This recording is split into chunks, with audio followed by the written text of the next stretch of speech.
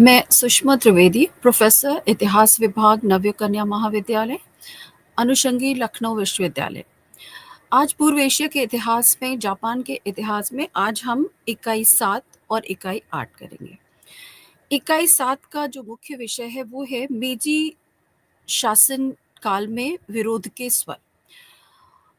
हमने देखा कि जैसे ही मेजी रेस्टोरेशन हुआ, मेजी पुनर्स्थापना हुई जापान में 1868 में, एक वृहद स्तर पर जापान में आधुनिकीकरण और औद्योगिकीकरण का अ, आंदोलन जैसा चलाया गया। बहुत सारी नीतियाँ बनाई गईं जिनके द्वारा नए-नए उद्योग धंधों की स्थापना की गई, रेलवे लाइन्स का विस्तार किया गया और जापान में आधुनिक शिक्षा, विदेशी भाषाओं इत्यादि का प्रचार-प्रसार किया गया। आरंभ में ये योजनाएँ बड़े उत्साहपूर्वक लागू की गई और संविधानवाद की ओर भी जापान बढ़ा और मेजी पुनर्स्थापना को जापान के आधुनिकीकरण का काल कहा जाने लगा। लेकिन कुछ समय बाद ही अ, इस आधुनिकीकरण या औद्योगिकीकरण के जो प्रयास थे, जो नीतियाँ थी, उनके दुष्परिणाम सा अच्छे परिणाम भी सामने आए और उनके कुछ बुरे परिणाम भी सामने आने लगे। तो इनके विरोध में जापान में बहुत सारे आंदोलन चलाए गए। इन्हीं आंदोलनों के विषय में और मुख्य बुद्धिजीवी या मुख्य व्यक्ति जिन्होंने इन आंदोलनों का नेतृत्व किया, उनके विषय में हम इस समय बात करेंगे इकाई 7 में। कुछ सामान्य लक्षण हैं और कुछ विशेषताएँ हैं जापान के इन आंदोलनों की या मेजी शासन के विरोध की। उन विशेषताओं के बारे में हमें पहला ये जान लेना है कि ये विशुद्ध रूप से राजनीतिक आंदोलन या राजनीतिक विरोध नहीं थे। जो भी आंदोलन चलाए जा रहे थे या नेता भाषण दे रहे थे या उनके विषय में लिखा जा रहा था, उनके पीछे किसी भी प्रकार का राजनीतिक लाभ प्राप्त करना ही उद्देश्य नहीं था, बल्कि मुख्य रूप से ये सभी आंदोलन जन कल्याण की भावना से प्रेरित थे। मेजी शासनकाल के औद्योगिकीकरण के प्रयासों से, आधुनिकीकरण के प्रयासों से जो सामान्य जन के जीवन पर प्रभाव पड़ रहा था, अ, हम कह सकते हैं दुष्प्रभाव पड़ रहा था, उसको रोकने के लिए ये आंदोलन चलाए गए थे। तो हमें ये नहीं मानना चाहिए कि मेजी पुनर्स्थापना में मेजी शासकों के विरुद्ध आंदोलन चलाए गए, जैसा कि तोकुगावा के विरुद्ध मेजी पुनर्स्थापना के लिए चलाया गया था। वैसा नहीं था, इसकी प्रकृति जो है वो जन कल्याण की भावना से प्रेरित थी, विशुद्ध रूप से राजनीतिक नहीं थी। दूसरी इसकी विशेषता ये थी कि इन सभी आंदोलनों का नेतृत्व बुद्धिजीवियों ने किया, जो कि भली प्रकार पढ़े-लिखे थे, एक सार्वभौमिक दृष्टिकोण रखते थे, विश्व के अन्य सभ्यताओं से, अन्य परिस्थितियों से उनका अच्छा परिचय था। तो ये सभी बुद्धिजीवी थे, पढ़े-लिखे, इनमें से बहुत से वैज्ञानिक थे, बहुत से मानवशास्त्री थे, समाजशास्त्री थे, संविधानवादी नेता थे। तो इस तरीके से एक पढ़े-लिखे बुद्धिजीवी वर्ग के हाथों में ये आंदोलन थे। तीसरी विशेषता ये है कि जापान के आंदोलनकारियों ने या जो भी विरोध किया मेजी शासन का, उन्होंने कभी भी हिंसा का मार्ग नहीं अपनाया। जैसा कि अन्य देशों में जापान में हुआ, चीन में हुआ, अन्य एशियाई देशों में हुआ, उस तरीके से जापान ने अपने आप को हिंसात्मक कार्रवाइयों से दूर रखा। ना तो आंदोलनकारियों की तरफ से कोई हिंसात्मक कार्रवाइयाँ की गई और ना ही उसका दमन करने के लिए मेजी शासन की तरफ से कोई हिंसात्मक प्रयास, बड़े पैमाने पर हिंसात्मक प्रयास नहीं किए गए। एक चौथी विशेषता ये थी कि भले ही मेजी शासन का विरोध किया जा रहा था, उसकी नीतियों का विरोध किया जा रहा था, नीतियों में सुधार करने के लिए मांगे की जा रही थी, लेकिन वो सभी संविधान के दायरे के भीतर रहते हुए। तो संविधानवाद और एक संसदीय प्रणाली, संविधानवादी प्रणाली के भीतर रहते हुए मेजी शासन की नीतियों का विरोध किया जा रहा था। तो हम देखेंगे कि इन विरोध के स्वरों का उभरना मेजी जापान के लिए एक बहुत ही सकारात्मक घटना रही है और इससे न केवल मेजी शासन को अपने आप में सुधार करना पड़ा और एक तरीके से तोकुगावा शासन में अधिनायक तंत्र का डिक्टेटरशिप से मुक्ति पाई थी जापान ने। तो दोबारा मेजी शासन की, मेजी शासकों अ, पुनर्स्थापना के बाद एक बार फिर से जो डिक्टेटोरियल अधिनायक तंत्र की तरफ बढ़ रहा था जापान, उसको रोक करके उसे गणतंत्र या जनतंत्र की तरफ बढ़ाने का प्रयास किया इन आंदोलनों ने। तो पहले हम बात करेंगे कुछ बुद्धिजीवियों की, जिन्होंने कि व्यक्तिगत जो अपने आप में एक संस्था सिद्ध हुए व्यक्तिगत प्रयासों से जापान की स्थितियों में परिवर्तन लाने का प्रयास किया। इनमें जो पहले बुद्धिजीवी का नाम हम लेंगे वो है तनाका शोजो। तनाका शोजो अ, मेजी पुनर्स्थापना में उन्होंने महत्वपूर्ण भूमिका निभाई थी, लेकिन मेजी शासन की स्थापना के बाद उसकी कुछ कमियां उसके नीतियों के कारण जापानी समाज को और जापानी व्यवस्था को, प्रकृति को होने वाले संकटों की तरफ उन्होंने ध्यान केंद्रित किया सरकार को, और उसको अपनी नीतियों को परिवर्तित करने के लिए विवश किया। तनाका शोजो का एक बहुत लंबा सार्वजनिक जीवन रहा है, और बहुत उतार-चढ़ाव से भरा हुआ जीवन रहा है। तोकुगावा शासनकाल से लेकर के मेज़ी शासनकाल तक बहुत सारी विपरीत परिस्थितियों से भी उनको गुज़रना पड़ा। मूल रूप से वो टोक्यो के निकट वातासे प्रीफ़ेक्चर के निवासी थे, और उनके पिता एक ग्राम प्रधान थे। और युवा तनाका शोज़ो में इतनी प्रतिभा थी कि उनके पिता की मृत्यु के बाद 17 वर्ष की आयु में वो अपने प्रीफ़ेक्चर के प्रधान चुने गए। प्रीफ़ेक्चर एक प्रशासनिक इकाई होती है, जैसे प्रांत और जिले के बीच में। तो जापान जो है वो आज भी प्रीफ़ेक्चर्स में बँटा हुआ है। वहाँ पे प्रांत नहीं होते, बल्कि प्रीफ़ेक्चर्स, जो कि जिलों से काफ़ी बड़ी इकाई होती है प्रशासन की, तो मोस्टली प्रीफ़ेक्चर्स में बँटा हुआ है। तो ऐसे ही एक प्रीफ़ेक्चर में के एक गाँव के प्रधान थे तनाका शोज़ो, और वहाँ से उन्होंने अपना राजनीतिक करियर आरंभ किया। उसके बाद वो अपने प्रीफ़ेक्चर की परिषद के लिए चुने गए, और कुछ समय बाद 1890 में वो राष्ट्रीय परिषद, जिसे कि डाइट कहा जाता था, डाइट के सदस्य चुने गए। तो राजनीतिक रूप से उनकी बहुत सशक्त भूमिका थी, और जो जापान ने नया संविधान अपनाया था 1889-90 में, उस संविधान के निर्माण में भी तनाका शोज़ो की बहुत ही महत्वपूर्ण भूमिका थी।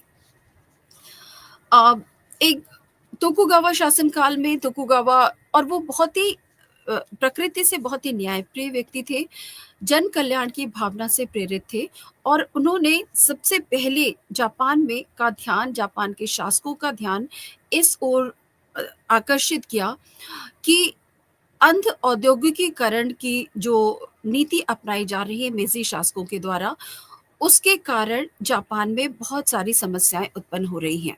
जो पहली समस्या है वो है पर्यावरण को संकट, क्योंकि ये जो संतुलित विकास नहीं था, औद्योगिकरण जो जापान का हो रहा था, वो जापान की भौगोलिक प्रकृतियों को ध्यान में रख करके नहीं किया जा रहा था। सो उन्होंने कहा कि इससे बहुत सारी पर्यावरण की समस्याएं उत्पन्न हो रही हैं जापान के सामने, जो लंबे समय में गंभीर रूप ले लेंगी। दूसरा, उन तनाका शोज़ो ने ध्यान इस ओर आकृष्ट किया कि इस तरीके की जो मेजी शासकों की नीतियां हैं, उनसे नागरिक अधिकारों का हनन हो रहा है। वो हम आगे देखेंगे कि किन विशेष क्षेत्रों में की ओर उन्होंने ध्यान आकर्षित किया था, कि नागरिक अधिकारों का हनन एक बड़ी समस्या के रूप में सामने आया था मेजी शासन की नीतियों के कारण। और तीसरा, उन्होंने कहा था कि जापान में बहुत सारी सामाजिक समस्याएं हैं, जिन पर मेजी शासन द्वारा ध्यान न दिए जाने के कारण वे समस्याएं गंभीर होती जा रही हैं। तो उनका कहना था कि जापान में अंध अ, आधुनिकीकरण की नीति को अपनाने की जगह जापान स्पेसिफिक नीतियां, ऐसी नीतियां जो कि जापान की परिस्थितियों के अनुकूल हो, उनको जापान विशिष्ट नीतियां बनानी चाहिए मेजी शासकों को, और जिसके द्वारा कि पर्यावरण का भी संरक्षण किया जा सके, क्योंकि उनका मानना था कि प्रकृति प्रकृति को वो पर्यावरणविद थे, और जापान के पहले पर्यावरणविद माने जाते हैं। और उनका मानना था कि प्रकृति मनुष्य से ऊपर है, मनुष्य प्रकृति का सेवक है, प्रकृति को मनुष्य का सेवक नहीं बनाया जा सकता, और यदि ऐसा प्रयास किया जाता है तो उसके परिणाम कभी भी सकारात्मक या अच्छे परिणाम नहीं हो सकते।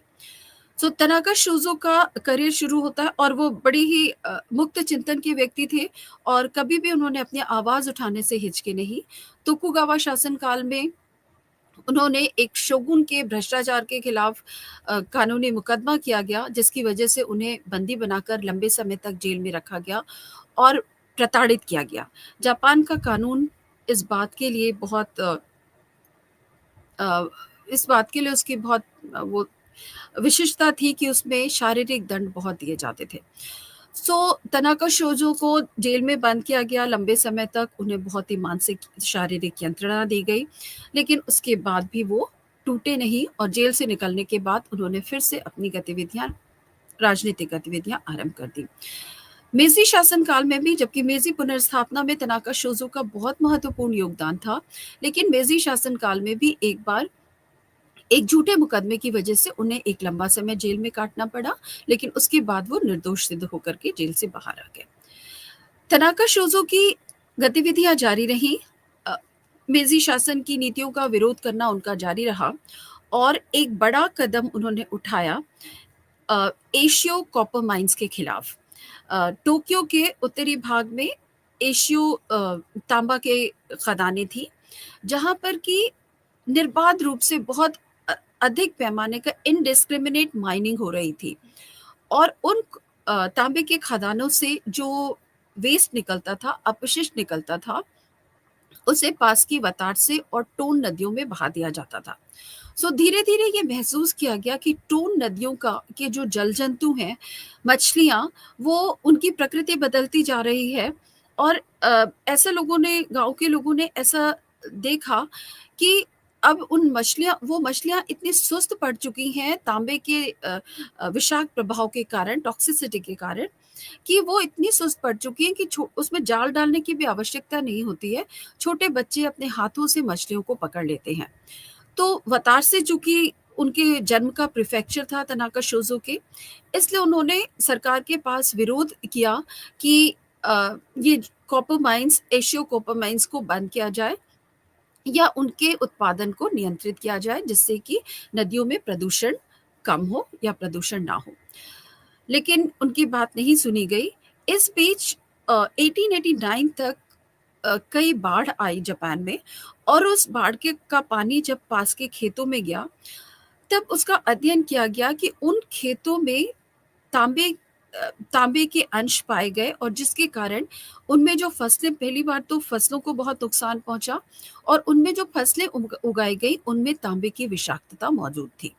तो इससे ना केवल जंतु पर प्रभाव पड़ रहा था, बल्कि अब स्थिति ये आ चुकी थी कि जापानी नागरिकों पर तांबे की विषाक्तता का प्रभाव पड़ रहा था। सो एशियो कॉपर माइंस के खिलाफ तनाका शोजू के नेतृत्व में एक बड़ा आंदोलन चलाया गया। आरंभ में मीजी सरकार ने उसके जो मालिक थे, एशियो मिल के मालिक थे, उनको संरक्षण देने की कोशिश की और उन्होंने उनके उसके विरुद्ध किसी भी तरीके की कार्रवाई करने से मना कर दिया, क्योंकि उन्होंने कहा कि ये एक प्राइवेट कंपनी है, एक व्यक्तिगत कंपनी है और इसमें सरकारी हस्तक्षेप नहीं किया जा सकता। लेकिन जब विरोध की भावना बढ़ने लगी, विरोध के स्तर और ज़्यादा बढ़ गए, तो सरकार को विवश, तनाका शोज़ो का जो आंदोलन था वो जब और ज़्यादा बढ़ा, तो फिर सरकार को विवश होना पड़ा कि वो कॉपर माइंस को के खिलाफ कार्रवाई करे और उन्हें मजबूर करे कि वो अपने प्रदूषण को नियंत्रित करें। तो एशियो कॉपर माइंस के खिलाफ एक सफल आंदोलन तनाका शोज़ो के नेतृत्व में चलाया गया। तनाका शोज़ो ने तोचिगी शिंबू नाम का एक पत्र निकालना आरंभ किया और तोचिगी, क्योंकि ये सब बुद्धिजीवी थे, ये नारेबाजी या तोड़फोड़ वाले आंदोलन नहीं करते थे, बल्कि बौद्धिक विचार करके प्रस्तुत करके समाज को और सरकार को प्रभावित करना चाहते थे। तो उन्होंने तोचिगी शिंबू नाम का एक न्यूज़पेपर निकाला और उसमें वो बराबर इस तरीके के मुद्दों पर लिखा करते थे। इसके दो उद्देश्य थे। एक था सरकार पर दबाव बनाना और दूसरा उद्देश्य था लोगों के बीच में जन जागरण पैदा करना, जिससे कि वो उन समस्याओं से परिचित हो सके जो उनके सामने आ रही हैं और जो उनके लिए हानिकारक हैं, और दूसरा वो मांग कर सके अपने अधिकारों के लिए कि इस तरीके की प्रक्रिया को, इस तरीके के कामों को रोका जा सके। सो ये तनाका शोज़ो के चिंतन की सबसे बड़ी विशेषता थी। और उनको विशेष रूप से इसलिए जाना जाता है कि उन्होंने बड़े ही वैज्ञानिक तरीके से समाज, अर्थव्यवस्था और पर्यावरण को जोड़ा और उन्होंने कहा कि ये तीनों चीज़ें अन्योनाश्रित हैं, एक दूसरे पर आश्रित है। समाज पर्यावरण पर और पर्यावरण पर्यावरण और समाज दोनों अर्थव्यवस्था पर, और ये तीनों एक दूसरे पर इंटरडिपेंडेंस है। तो इसलिए उन्होंने कहा कि अर्थव्यवस्था को बढ़ाने के लिए समाज को पर्यावरण को हानि पहुंचाना और अ, समाज को बचाने के लिए अर्थव्यवस्था को रोकना, इनमें से कोई भी उचित नहीं होगा। सो उन्होंने कहा कि तीनों का एक संतुलित विकास करने की नीति सरकार की तरफ से बनाई जानी चाहिए। तो दुनिया में शायद पहले व्यक्ति थे तनाका शोज़ो, जिन्होंने कि 1890s में, जबकि दुनिया इस तरफ जाग रही थी, तब उन्होंने ये विचार प्रस्तुत किए। तनाका शोज़ो ना कि राजनीतिक रूप से बहुत सक्रिय थे और राजनीति में उनका विचार था कि जापान को संवैधानिक तरीके से चलाया जाना चाहिए। उस समय अ, तोकुगावा शासन के अधिनायक तंत्र से, डिक्टेटरशिप से जापान को मुक्ति मिली थी और अब मेजी शासन नेशनलिस्ट ओलिगार्ची की तरफ बढ़ रहा था। एक अधिनायक तंत्र तो था, लेकिन उसको राष्ट्रवादी स्वरूप दे दिया गया था। तो तो तनाका शोज़ो का मानना था कि ये भी आधुनिक संविधान के साथ ये व्यवस्था भी उचित नहीं है, और अन्य विचारधाराओं की तरह वो ये नहीं मानते थे कि मेजी शासन को समाप्त कर देना चाहिए जापान में, या जनतंत्र की स्थापना के लिए राजतंत्र को समाप्त कर दिया जाना चाहिए, बल्कि उन्होंने नारा दिया कि emperor and the people should rule together. सम्राट और प्रजा को एक साथ मिलकर शासन करना चाहिए। तो उनके राजनीतिक विचारों का सार ये था कि जन प्रतिनिधित्व होना चाहिए और जनमत का ध्यान में रखते हुए जन प्रतिनिधित्व के आधार पर जापान का सम्राट शासन करे। सो संविधानवाद की ओर जापान को ले जाने में तनाका शोज़ो की बहुत महत्वपूर्ण भूमिका थी। एक दूसरा आंदोलन जो कि बहुत प्रसिद्ध हुआ, वो था नदी प्रबंधन, सरकार की नदी प्रबंधन योजना का विरोध करना। जापान में समतल मैदान बहुत कम है और कैंटो का मैदान जो था, वो जापान में कृषि उत्पादन के लिए सबसे बड़ा क्षेत्र था। सो यहाँ पर इनफैक्ट पूरे जापान छोटी-छोटी नदियों से के जाल बिछे हुए थे जापान में, और इन नदियों में अक्सर बाढ़ आती थी। इस बाढ़ के कारण फसलों का भारी नुकसान होता था, जनजीवन का भारी नुकसान होता था।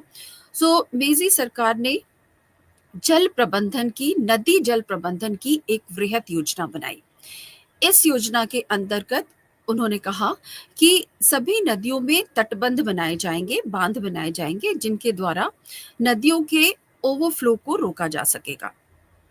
अब इसके लिए पूरे जापान में बहुत सारी क्योंकि बांध बनाने के लिए पहाड़ों को खोदकर मिट्टी निकाली गई, ज़मीन को खोदकर मिट्टी निकाली गई और ज़्यादातर नदियों को बांध दिया गया। उनके चारों तरफ, उनके दोनों तटों पर बांध बना दिया गया, जिससे कि अ, बाढ़ के विभीषिका को, बाढ़ के संकट को रोका जा सके। तनाका शोज़ो का कहना था कि ये मनुष्य और प्रकृति के बीच में एक संघर्ष है और वो इस री-इंजीनियरिंग के समर्थक नहीं थे। उन्होंने कहा कि ये प्रकृति को रोकने का, प्रकृति को बांधने का प्रयास है और ये प्रयास अमानवीय है। अ, कहना चाहिए कि अननेचुरल है। उसके लिए इन्होंने 2 और ये स्थिति तब जापान में आंदोलन करने के लिए तनाका शोज़ो ने तब उनको उठना पड़ा कि वहाँ पर एक बांध बनाने की योजना थी, जिससे कि यानाका नाम का गाँव पूरी तरीके से डुबा दिया जाता। अब इस और यानाका उनके प्रीफेक्चर में था, तनाका शोज़ो के, इसलिए उन्होंने एक बड़े राष्ट्रीय स्तर का आंदोलन तनाका गाँव को बचाने के लिए किया, लेकिन उसका मुख्य उद्देश्य था नदी प्रबंधन की योजना का विरोध करना। इसके लिए उन्होंने अपना बहुत ही फ़ेमस, बहुत ही प्रसिद्ध सिद्धांत दिया, जिसको कि हम कहते हैं फ्लो एंड पॉइज़न। प्रवाह और विश का सिद्धांत। जापानी भाषा में इसको नगारे फ्लो को कहते हैं और पॉइजन को डोकू कहते हैं। तो ये नगारे और डोकू का जो सिद्धांत था उसका मतलब ये था कि फ्लो जो होता है, फ्लो का मतलब होता है, उन्होंने कहा कि फ्लो एक नैसर्गिक प्राकृतिक ऊर्जा का प्रवाह प्रवाह है, दैट इज फ्लो। और डोको मतलब कि जब इस प्राकृतिक ऊर्जा के प्रवाह को रोकने के मानवीय प्रयास किए जाते हैं तो उसके विनाशकारी परिणाम होते हैं, और उन विनाशकारी परिणामों को उन्होंने विष के रूप में प्रभावित किया, परिभाषित किया। सो इस तरीके से उन्होंने ये सिद्धांत दिया, नगारे एंड डोकू का सिद्धांत। और ये फ्लो एंड पॉइजन का सिद्धांत बहुत प्रसिद्ध हुआ, और उन्होंने कहा कि जब इन नदियों के जल प्रवाह को रोकने का सरकार की तरफ से प्रयास किया जाता है तो वो वास्तव में प्रकृति को नियंत्रित करने का प्रयास है, और इसके परिणाम सरकार बहुत ही विपरीत, क्योंकि नदियों के प्रवाह को रोकने का अर्थ है मैदानों को हर वर्ष नई मिट्टी जो नदियों की बाढ़ के साथ, नदियों के पानी के साथ आती है, खनिज पदार्थ आते हैं, वो वो मिट्टियों को नहीं मिल पाते हैं, और उसके कारण मिट्टियों की उर्वरा शक्ति कम होने लगती है। तो ये एक अननेचुरल प्रयास था, ये ह्यूमन इंजीनियरिंग थी। उन्होंने कहा कि मनुष्य का प्रकृति पर विजय पाने का ये प्रयास विनाशकारी परिणाम लाएगा। उनके आंदोलन के कारण सरकार को अपनी नीतियों में कुछ परिवर्तन करना पड़ा। जो रिवर लॉ, उन्होंने रिवर मैनेजमेंट लॉ पारित किया था, उसमें सुधार करना पड़ा। अब हम देखेंगे एक दूसरे बुद्धिजीवी जिनका नाम था मिनाकाता कुमागासु। मिनाकाता कुमागुसु एक बार फिर बहुत ही पढ़े लिखे, और वो प्रोफेशन से व्यावसायिक रूप से एक वैज्ञानिक थे। और जापान में शिक्षा प्राप्त करने के बाद उन्होंने एक लंबा समय पश्चिम में व्यतीत किया था। 14 साल तक अमेरिका और इंग्लैंड में रह करके उन्होंने वैज्ञानिक के रूप में कार्य किया था, वैज्ञानिक अध्ययन किए थे, और विश्व प्रसिद्ध विज्ञान की शोध पत्रिका नेचर में उनके कई लेख प्रकाशित हुए। तो इस तरीके से पूर्व और पश्चिम दोनों के वैज्ञानिक समुदाय में वो एक प्रतिष्ठित व्यक्ति थे। वैज्ञानिक होने के साथ साथ वो एक मानव शास्त्री भी थी, एंथ्रोपोलॉजिस्ट भी थे, और उन्होंने मानव समाजों का, विशेष रूप से लोक संस्कृति का गहरा अध्ययन किया था। पश्चिम में रहते हुए उनका संपर्क दुनिया भर के बड़े बड़े विद्वानों के साथ था, जिसमें न केवल पश्चिम बल्कि भारत के विद्वानों के साथ, चीन में सन्यात सेन के साथ जो बाद में चीन के राष्ट्रपति भी बने, उनके साथ भी उनका निकट का संपर्क था। तो इन संपर्कों का प्रभाव ये हुआ कि उन्होंने राजनीति, अर्थव्यवस्था और समाज के क्षेत्र में एक universal attitude, universal approach develop की, एक सार्वभौमिक दृष्टिकोण विकसित किया उन्होंने। और इस अपने इतने गहन अध्ययन चिंतन के बाद उन्होंने जापान की कुछ समस्याओं को उन्होंने सबसे पहले आइडेंटिफाई किया, और उनको दूर करने के लिए उन्होंने प्रयास करना शुरू किया। सो बेसिकली वो वैज्ञानिक थे, जापान में पर्यावरण के संरक्षण के लिए उन्होंने काम किया। जापान वापस लौटने के बाद जो उनका पहला बड़ा आंदोलन था, जो पहली राजनीतिक गतिविधि थी, वो थी 1906 में। जापान की सरकार ने एक अधिनियम कानून पारित किया था, जिसके द्वारा उन्होंने जापान में जितने भी शिंतो संप्रदाय के धर्मस्थल थे उनके एकीकरण की बात कही गई थी। तो इस सिद्धांत को जब लागू किया जाता तो इसका अर्थ था कि एक एक प्रांत या एक प्रीफेक्चर में सिर्फ एक शिंतो धर्मस्थल होगा, और बाकी तो, जबकि जापान का जो समाज था उसमें शिंतो छोटे छोटे गांवों में छोटे छोटे समूहों के अपने शिंतो धर्मस्थल होते थे, और इन धर्मस्थलों का धार्मिक महत्व तो था ही, सामाजिक महत्व बहुत ज्यादा था, क्योंकि ये उस समाज को एकजुट करने में, उनमें सहयोग और एकता की भावना विकसित करने के लिए बहुत महत्वपूर्ण स्थान थे। तो एक तरीके से उनके सामाजिक धार्मिक जीवन का केंद्र होते थे ये शिंतो धर्मस्थल। तो अब जब इनके एकीकरण की बात की गई तो कुमागुसु ने ये मिनाकाता कुमागुसु ने ये कहा कि इससे जापान में बहुत सारी समस्याएं उत्पन्न होने वाली हैं। पहली चीज, पर्यावरण के लिए खतरा उत्पन्न होगा, क्योंकि जितने भी ये शिंतो श्राइन्स थी, धर्मस्थल थे, वो ज्यादातर गहरे जंगलों में, डीप फॉरेस्ट एरियाज में बनाए जाते थे। तो जब उनको छोड़ा जाएगा तो वहाँ पर और एकीकरण किया जाएगा, तो बहुत बड़ी मात्रा में जंगलों को काटने का काम किया जाएगा, क्योंकि एक प्रीफेक्चर में यदि 20 शिंतो श्राइन्स हैं, तो किसी एक श्राइन को मुख्य श्राइन बना करके उसका विस्तार किया जाएगा, जो कि 20 धर्मस्थलों पर जाने वाले लोगों को वहाँ पर पूजा करने का स्थान बनाया जाएगा। तो ऐसे में उन्होंने कहा कि पर्यावरण के लिए ये संकटपूर्ण होगा, क्योंकि बड़ी संख्या में इसके द्वारा पेड़ों को काटा जाएगा। दूसरा, उन्होंने आगाह किया कि इसके द्वारा बहुत सारी जापान की ऐतिहासिक इमारतें, प्राचीन और ऐतिहासिक इमारतें तोड़ी जाएंगी, नष्ट हो जाएंगी।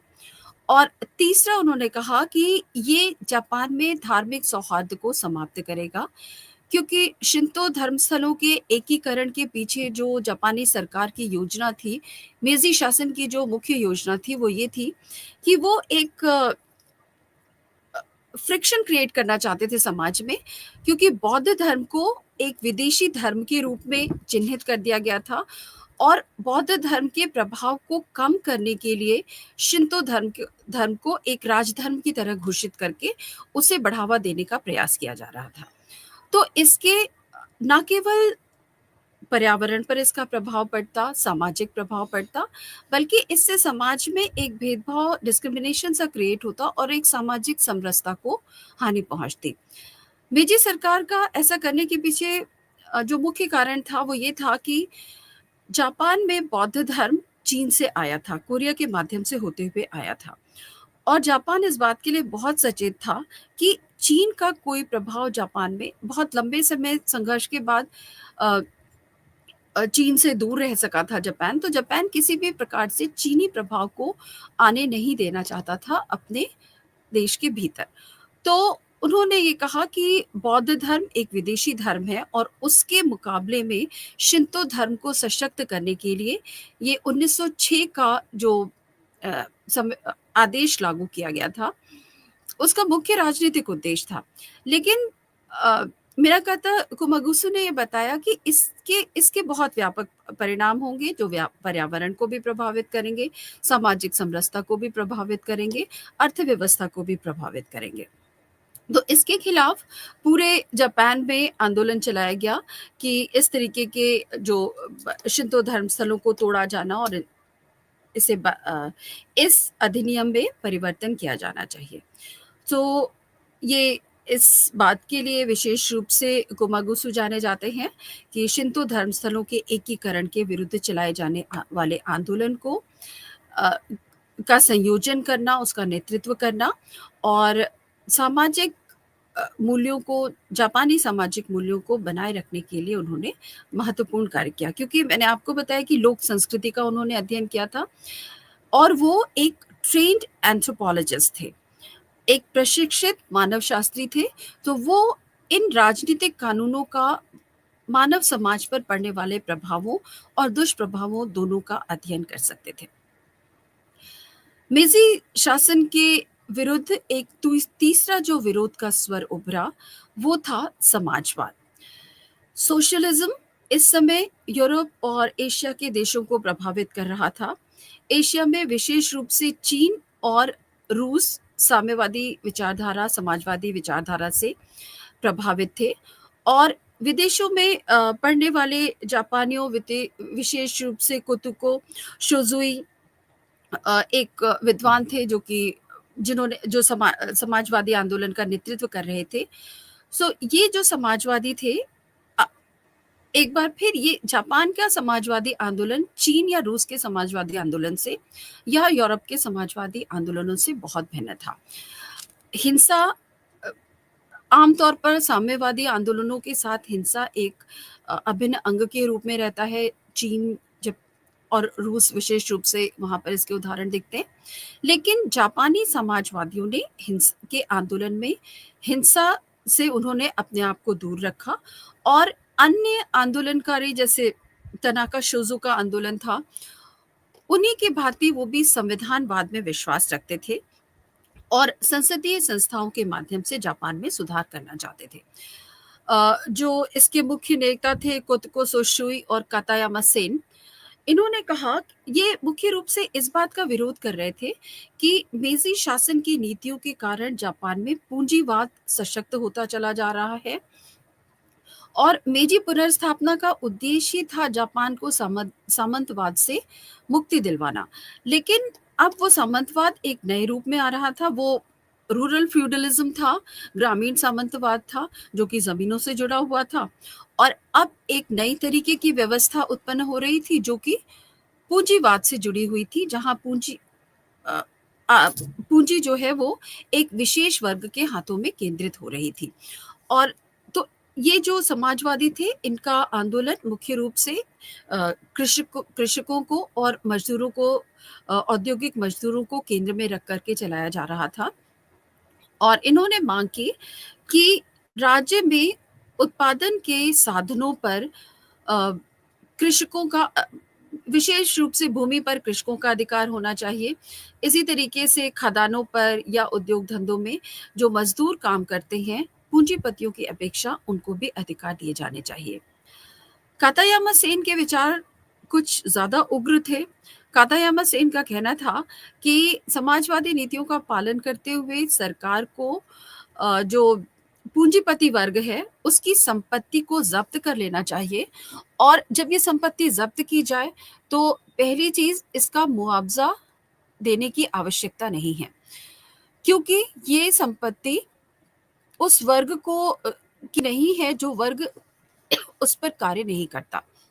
पूंजीपति सिर्फ पूंजी को एक्यूमुलेट करते हैं, तो उन्होंने कहा कि उनकी संपत्ति जब्त भी की जाए, पर इसका उन्हें कोई मुआवजा भी ना दिया जाए और ये जो संपत्ति जब्त की जाए, उसे जो वास्तविक उसके अधिकारी हैं, जैसे कि साम्यवाद मानता है कि जो उत्पादन के साधनों के साथ काम करते हैं, वही उसके वास्तविक अधिकारी हैं, वो नहीं जो कि उसमें पूंजी लगाते हैं। तो उन्होंने कहा कि उनकी संपत्ति को जब्त किया जाए, संपत्ति का सरकार के द्वारा अपहरण किया जाए और उसका वितरण कृषकों और मजदूरों के बीच में कर दिया जाए। तो इस तरीके से समाजवादी आंदोलन प्रभावशाली हुआ जापान में और समाजवादी आंदोलन का एक सबसे बड़ा प्रभाव ये हुआ कि ये समाजवादी नेता कृषकों और औद्योगिक मजदूरों के बीच में कार्य करते थे। उनके बीच अपने अधिकारों के लिए जागरूकता उत्पन्न करने का प्रयास कर रहे थे। तो इनका एक अच्छा परिणाम ये हुआ कि ये दोनों वर्ग संगठित होने लगे। बहुत सारी संस्थाएँ इनकी अपने मजदूर संघ बनने लगे, कृषकों के अपने संघ बनने लगे और इसके द्वारा इनके माध्यम से वो अपनी समस्याओं को सरकार के सामने भी रखने लगे और सबसे बड़ी बात है कि ये जो डिस्प्यूट्स होते थे, स्पेशली इंडस्ट्रियल डिस्प्यूट्स, जो औद्योगिक विवाद उत्पन्न होते थे, इनको ये मजदूर संघ आपस में ही उन विवादों को सुलझाने का कार्य भी करने लगे। तो समाजवाद का भले ही प्रभाव आर्थिक व्यवस्था में परिवर्तन करने में समाजवादी आंदोलन जापान का सफल ना हुआ हो और पूंजीपति व्यवस्था यथावत चलती रही, लेकिन संगठित इस सेक्टर को मजदूर और कृषक जो वर्ग है, उनको संगठित करने, अपने अधिकारों के प्रति जागरूक करने में निश्चित रूप से समाजवादी आंदोलन ने बहुत महत्वपूर्ण भूमिका निभाई और हालांकि समाजवाद कभी भी जापान में समाजवादी सत्ता की स्थापना नहीं हो पाई, लेकिन वो उसने गति पकड़ी और एक मजबूत विपक्ष कह लीजिए या के रूप में जापान में समाजवादी आंदोलन आज भी महत्वपूर्ण है और मजदूरों और किसानों का नेतृत्व कर रहा है। अब हमने देखा कि इकाई 7 में हमने देखा कि किस तरीके की समस्याएं थी, जो समस्याएं आइडेंटिफाई की गई जापान के समाज में, जो कि परिणाम थी मेजी शासन के आधुनिकीकरण की नीतियों की। इसी समय शिक्षा व्यवस्था के लिए भी सुधार के लिए भी आवाज़ें उठाई जाने लगी, क्योंकि मेजी शासन का मुख्य जो बल था, वो था शिक्षा के विस्तार पर और शिक्षा के विस्तार के लिए महत्वपूर्ण कार्य किया गया। बहुत सारे नए विश्वविद्यालय बनाए गए और हर प्रीफेक्चर में, हर गांव में एक देशी शिक्षा देने वाला और एक विदेशी शिक्षा देने वाला विद्यालय बनाना आवश्यक कर दिया गया। लेकिन तनाका शोजो जैसे जो विद्वान थे, उन्होंने कहा कि ये नीति पर्याप्त नहीं है। ये संख्यात्मक विकास हो रहा है शिक्षा का।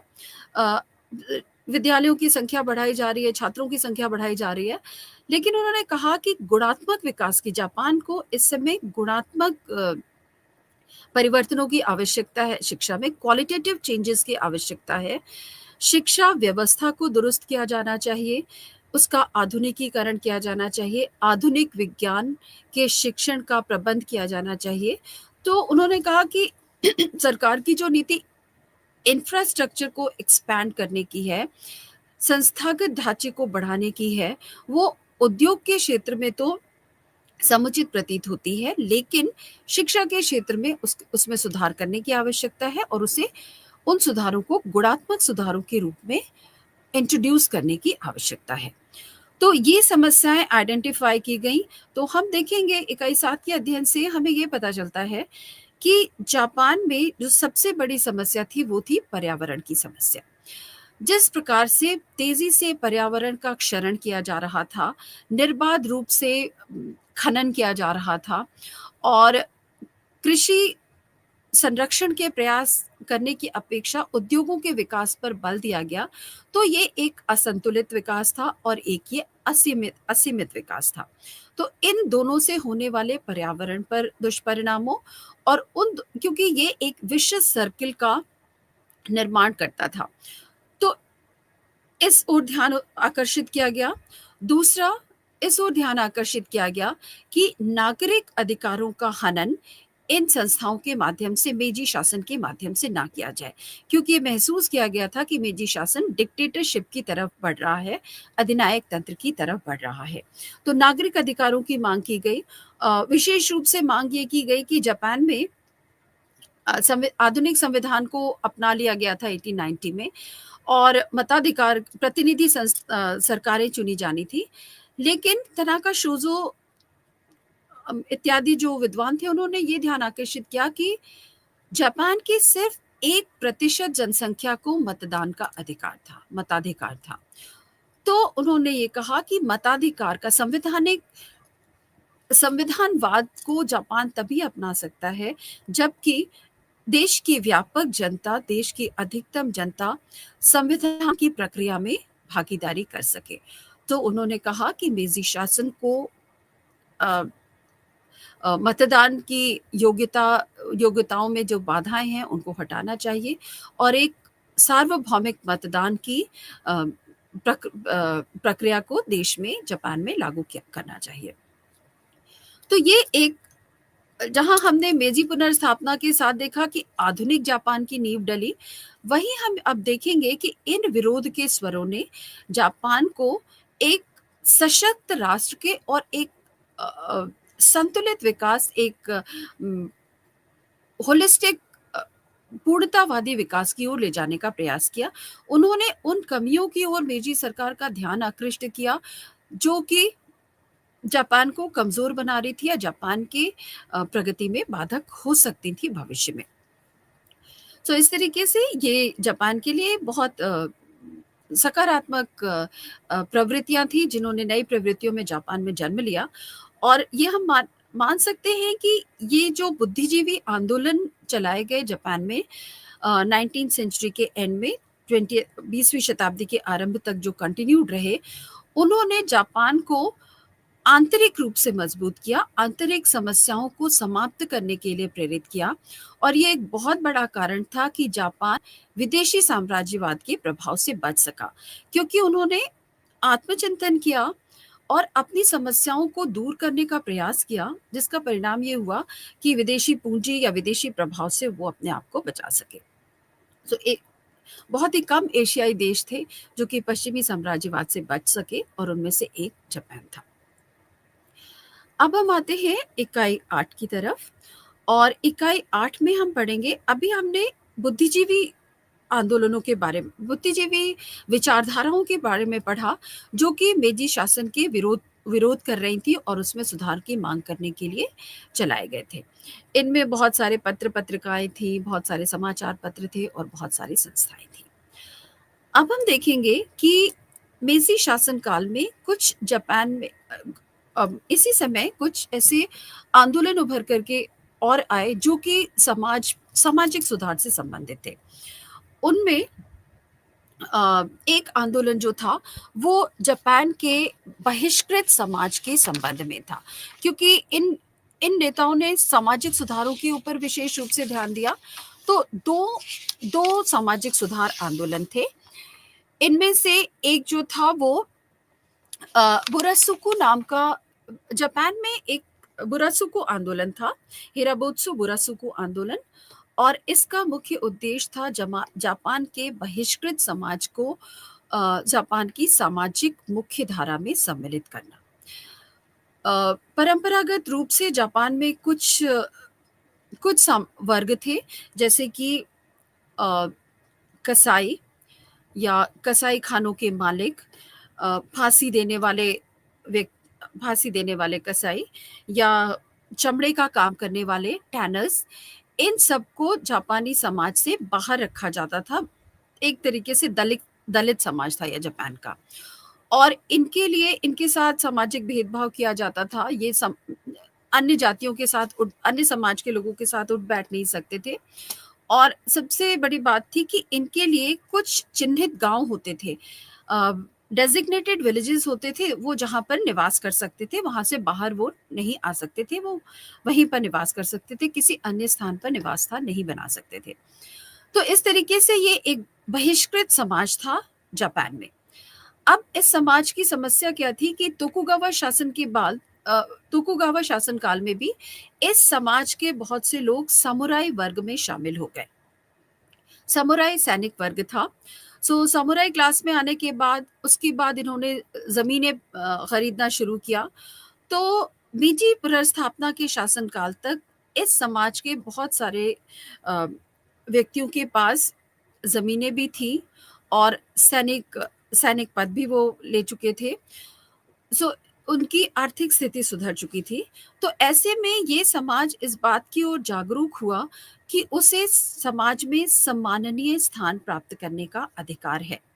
और जापानी बुद्धिजीवियों ने भी इस बात का विरोध किया कि इस बहिष्कृत समाज के साथ भेदभाव नहीं किया जाना चाहिए, उसे समाज की मुख्य धारा में शामिल किया जाना चाहिए। ये बुराकुसु आंदोलन चलाया गया, हिराबोत्सु बुराकुसु आंदोलन। और इसके द्वारा ये जो बहिष्कृत समाज था, इसको बुराकू कहा जाता था, इसलिए इस आंदोलन को बुराकुसु आंदोलन कहा गया। और इसमें इस आंदोलनकारी नेताओं ने सरकार को विवश किया कि वो एक कानून पारित करे, और उस कानून का जो मुख्य उद्देश्य था वो ये था कि बुराकुसु लोगों का सामाजिक सामाजिक मुख्यधारा में उन्हें शामिल किया जाए, उनके साथ होने वाले भेदभाव को समाप्त किया जाए।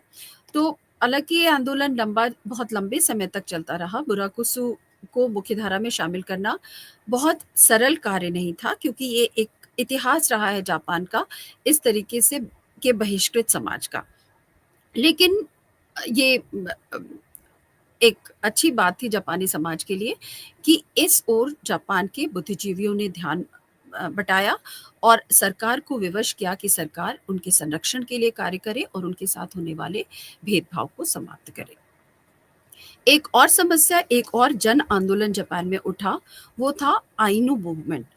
आइनू लोग जो होते हैं वो जापान में एक समुदाय है, जिसे कि माना जाता है कि जापान के जो आदिम निवासी थे वो आइनू जाति के लोग थे। बाद में यामाता जाति के लोग आए और उन्होंने आइनू लोगों को जापान के उत्तरी भागों की तरफ पुश कर दिया। तो इस समय जबकि जापान में मेजी पुनर्स्थापना हुई थी, उस समय आइनू जाति के लोग उत्तरी द्वीपों में रहते थे, होक्काइडो, सखालिन, क्यूलिन और कमचटका प्रायद्वीप। इन भागों में आइनू जाति के लोग पाए जाते थे। अब मेजी पुनर्स्थापना के बाद रूस के विस्तार का भय था जापान को, तो मेजी शासकों ने इन आइनू क्षेत्रों में को जापान के साथ मिलाने का प्रयास किया और आइनू क्षेत्रों में यामाता जापानियों को, मुख्य भूमि के जापानियों को प्रेरित किया गया कि वो आइनू क्षेत्रों में जाकर के निवास करें। और तो इससे एक आइनू प्रजाति के लिए एक सांस्कृतिक संकट उत्पन्न हो गया और उनके अ, संरक्षण के लिए उनकी संस्कृति नष्ट हो रही थी, उनकी एक विशिष्ट जीवन शैली थी, आदिम जीवन शैली। तो उसके लिए जो संकट उत्पन्न हुआ, उसको लेकर के ये आंदोलन चलाया गया, आइनू मूवमेंट। और आइनू मूवमेंट के द्वारा सरकार पर ये दबाव डाला गया कि आइनू लोगों के आधुनिकीकरण के लिए विवश ना किया जाए, आइनू क्षेत्रों का कोलोनाइजेशन ना किया जाए, आइनू क्षेत्रों में मुख्य भूमि जापान से बसने के लिए लोगों को ज़बरदस्ती ना भेजा जाए। तो आइनू संरक्षण के लिए अंत में एक आइनू ज़मीनों का अधिग्रहण ना किया जाए, तो अंततः सरकार को अबॉर्जिनीज़ प्रोटेक्शन एक्ट पारित करना पड़ा 1896 में, जिसके द्वारा कि आइनू संरक्षण की बात कही गई। लेकिन आइनू समस्या आज भी जापान में बनी हुई है और आइनू लोग अपनी संस्कृति के संरक्षण की मांग करते हैं, लेकिन चूंकि उनके पास बहुत ज़्यादा राजनीतिक अधिकार नहीं है, संख्या बल उनका बहुत कम है, तो इसलिए ये समस्या आज भी जापान में बनी हुई है। अब हम देखेंगे कि अपनी आंतरिक समस्याओं को चिन्हित करने, उनमें सुधार करने के प्रयास करने के बाद अब जापान का, अब इकाई 8 हम देखते हैं। अब जापान का जो अगला उद्देश्य था, वो था विश्व समुदाय में समानता प्राप्त करना। क्योंकि तोकुगावा शासनकाल से जो विदेशियों का जापान में आना आरंभ हुआ, उसके बाद जापान में बहुत सारी समस्याएं, जापान के सामने इस समय बहुत सारी समस्याएं थी जो कि विदेशियों से जुड़ी हुई थी। तो अब जापान चाहता था कि आंतरिक रूप से अपने आप को सशक्त करने के बाद जापान विश्व समुदाय के साथ बराबरी का दर्जा चाहता था।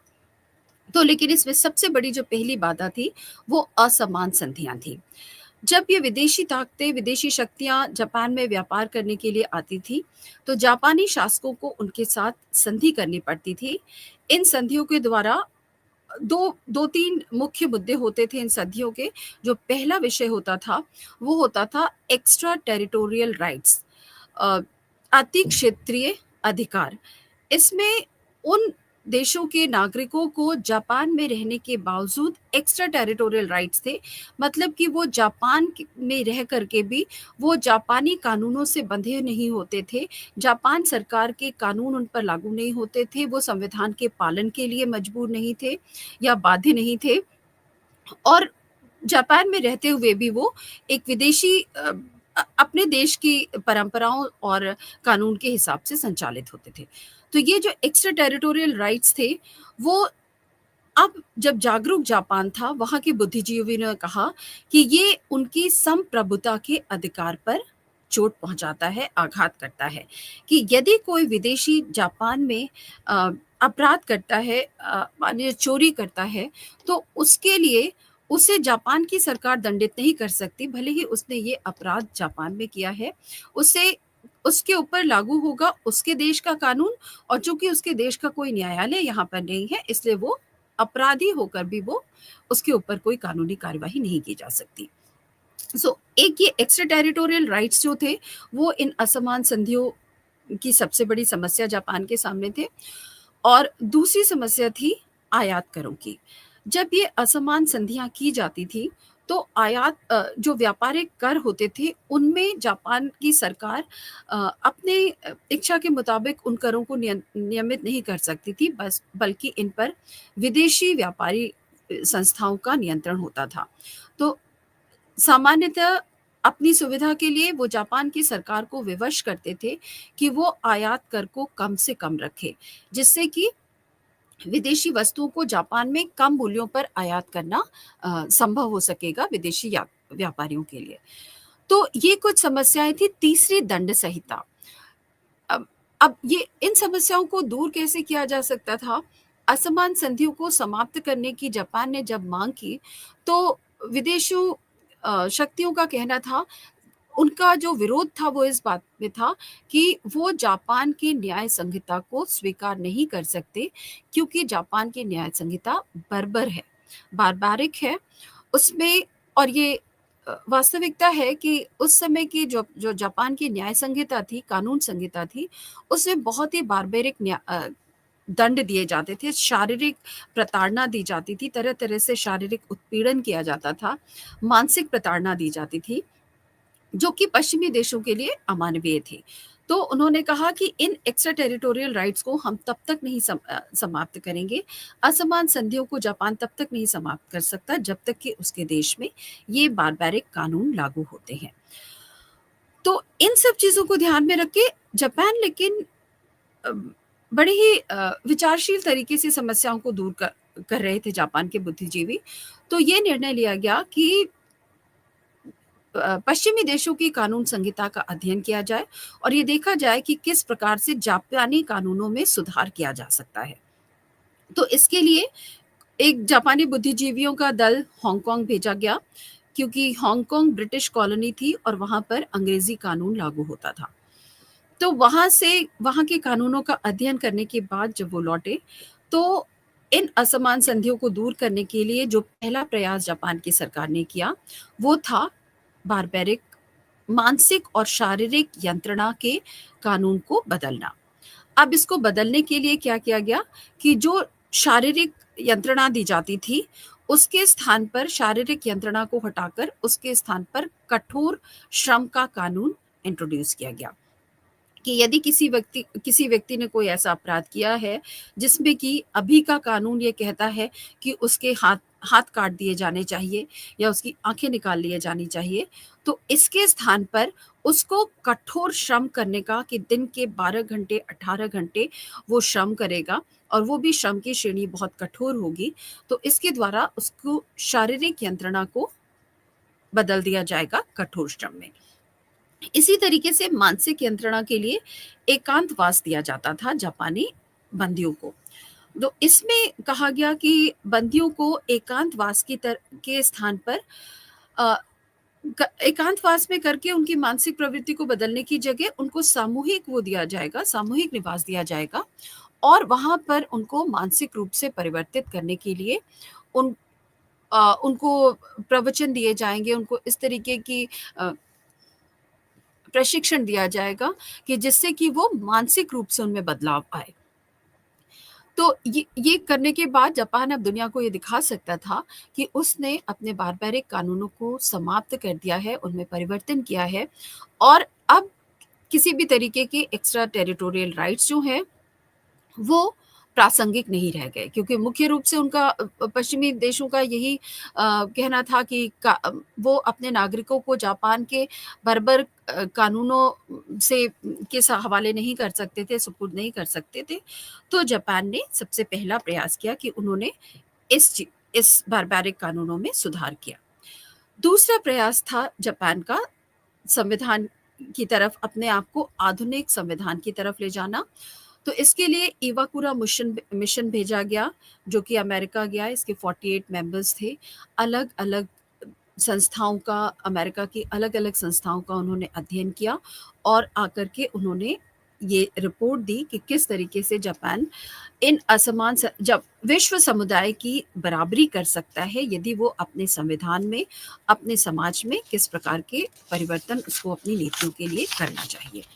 सो यहाँ पर अब ये किया गया कि असमान संधियों को समाप्त करने के लिए जापान अपने आप को तैयार कर रहा था इस तरीके के परिवर्तनों के द्वारा और फिर जापान ने विदेशी शक्तियों के साथ वार्ता आरंभ की असमान संधियों को समाप्त करने के लिए। हाँ, एक और विशेष बात थी कि Japan was a quick learner. Japan बहुत जहाँ उनके बुद्धिजीवी ने अपने समाज की, अपने राजतंत्र की, प्रशासन की कमियों को चिन्हित किया, तो उन्हें दूर करने का भी बहुत तेज़ी से प्रयास किया गया और उसके लिए जापान बहुत आसानी से विदेशी संस्कृतियों से सीखने के लिए तत्पर था। तो जापान में जो संधि बंदरगाह थे, जैसे योकोहामा का बंदरगाह, तोशाया का बंदरगाह, तो इन बंदरगाहों को जापान ने विकास के मॉडल्स की तरह देखा, क्योंकि इन बंदरगाहों में सबसे पहले रेलवे लाइन्स बिछाई गई, याकोहामा से शिनाकावा तक पहली रेलवे लाइन जापान में बिछाई गई। यहाँ पर पहला बिजली संयंत्र बनाया गया था। प्रेस का विकास इन संधि बंदरगाहों में हुआ। तो जापान के प्रशासकों ने इन चीज़ों को का अध्ययन किया और इनको मॉडल के रूप में, एक प्रारूप के रूप में अपनाया। और जब ये संधि बंदरगाह जैसे ही जापान के अन्य क्षेत्र भी विकसित हो गए, तो अब इन्होंने इन विदेशी शक्तियों के सामने प्रस्ताव रखा और मांग की कि जापान के साथ की गई असमान संधियों को रद्द किया जाए। तो अभी तक असमान संधियां करने का जो आधार था विदेशियों के सामने कि उन्हें जापानी कानूनों से वे जापान के कानून को स्वीकार नहीं कर सकते थे, वो जापान की जेल और बंदी व्यवस्था को स्वीकार नहीं करना चाहते थे। तो अब इन सभी चीज़ों को, जैसे जेलों में जापानी नागरिकों को और विदेशी नागरिकों को एक साथ रखा जाना विदेशियों को स्वीकार्य नहीं था, क्योंकि वहाँ पर सांस्कृतिक डिफरेंस की बात आ जाती थी, सांस्कृतिक भेद की बात आ जाती थी। तो जापान ने वहाँ पर भी सुधार किया। उन्होंने पश्चिमी लोगों के लिए अलग खान-पान और अलग रहने की व्यवस्था वाले जेल्स बनाए और देशी लोगों के लिए अलग जेल्स बनाए। तो एक-एक करके जापान ने विश्व समुदाय में समानता हासिल करने के लिए, समानता प्राप्त करने के लिए जो उसके मार्ग में बाधाएँ थीं, उनको एक-एक करके दूर किया, अपने कानून में सुधार किया, कानून व्यवस्था को विश्व व्यवस्था के, एक सभ्य समाज के कानूनों के अनुरूप बनाया। अपने देश को एक संसदीय प्रणाली दी, संवैधानिक प्रणाली दी, नागरिक अधिकार प्रदान किए।